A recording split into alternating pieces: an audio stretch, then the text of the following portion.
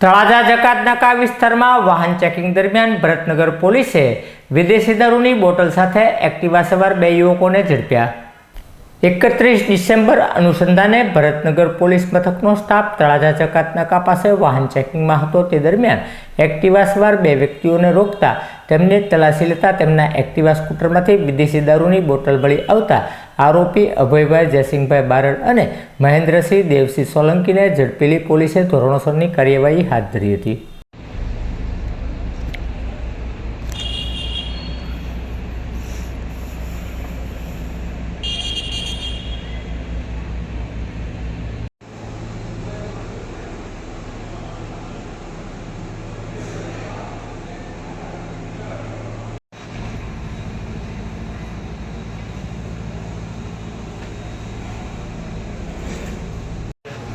Apa ya?